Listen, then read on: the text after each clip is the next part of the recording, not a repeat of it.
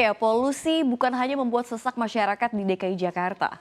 Industri asuransi jiwa juga ikut mengalami serangan kenaikan klaim asuransi atas penyakit infeksi saluran pernapasan akut atau ISPA akibat menggilanya pencemaran udara belakangan ini. Selengkapnya kita akan bahas dalam penyakit mengintai, ini cara pilih asuransi yang tepat. Kita ke slide yang pertama.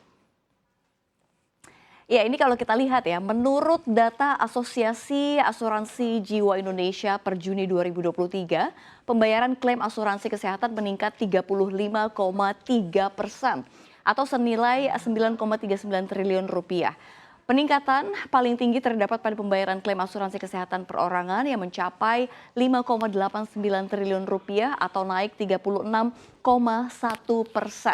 Perlu diketahui juga Sobat CNBC, ini kalau berbicara soal polusi udara, ini Menteri Kesehatan Budi Gunadi Sadikin mengungkapkan pasien ISPA sebelum COVID-19 ini mencapai 50.000 pasien.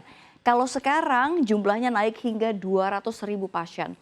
Tapi jangan khawatir Sobat Cuan, ini ada beragam asuransi yang Sobat Cuan bisa pertimbangkan untuk bisa memenuhi kebutuhan Anda di masa yang akan datang. Kita lihat slide yang berikutnya.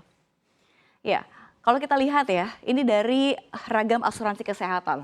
Kalau kita ketahui begitu ya, fungsi utama asuransi adalah meminimalisir risiko yang datang tak terduga di kemudian hari. Di Indonesia sendiri sudah tersedia banyak sekali ragam jenis asuransi yang bisa dipilih sesuai dengan kebutuhan pengguna. Di antaranya yang pertama, ini ada asuransi jiwa, sebuah produk asuransi yang memberikan pertanggungan pada kematian yang dialami nasabah asuransi yang memiliki nilai keuangan. Lalu berikutnya ada asuransi kesehatan. Jadi kesehatan jenis asuransi yang memberikan jaminan perlindungan untuk berbagai masalah kesehatan yang disebabkan karena penyakit atau kecelakaan. Nah, jenis asuransi kesehatan pun beragam. Sebenarnya ada banyak gitu ya, tapi saya ambil beberapa contoh yang memang rasanya umum kita temui. Yang pertama, asuransi kesehatan rawat inap. Lalu yang kedua, asuransi kesehatan rawat jalan. Lalu ada asuransi kesehatan murni, lalu ada asuransi kesehatan unit link begitu ya. Dan kalau kita lihat memang kalau untuk kesehatan ya hanya memberi perlindungan kesehatan saja, bukan investasi. Kalau asuransi kesehatan unit link, ini asuransi kesehatan yang mempunyai dua manfaat sekaligus, yakni proteksi kesehatan dan investasi. Dan berikut saya akan share juga cara tepat untuk memilih asuransi untuk memproteksi kesehatan kamu. Kita lihat slide yang berikutnya.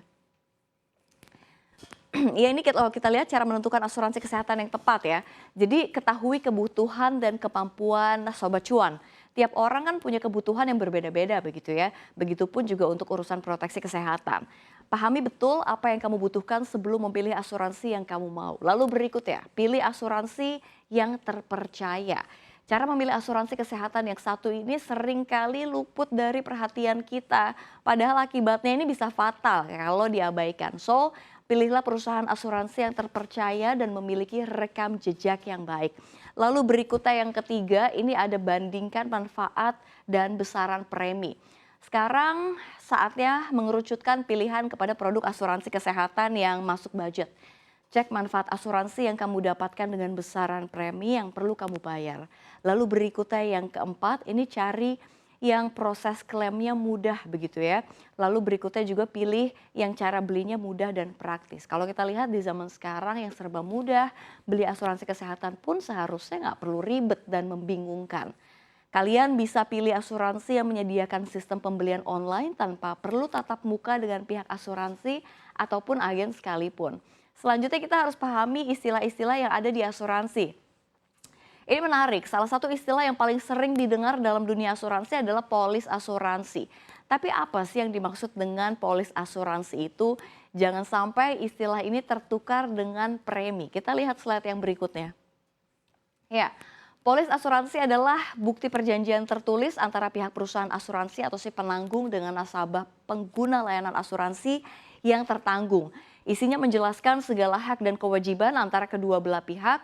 Dengan adanya polis asuransi, ini kedua belah pihak tersebut akan terikat dan memiliki masing-masing tanggung jawab sebagaimana telah disepakati sejak awal. Jadi semakin lengkap dan luas jangkauan proteksi sebuah asuransi, preminya biasanya juga akan semakin mahal. Begitu juga bila tertanggung asuransi dinilai memiliki resiko yang tinggi, preminya juga otomatis lebih mahal. Nah, jadi Itu tadi ya, basic penting dalam asuransi yang perlu, Sobat Cuan pahami dan bisa menjadi panduan agar Sobat Cuan ini bisa lebih memahami dari produk asuransi yang akan atau telah Anda beli.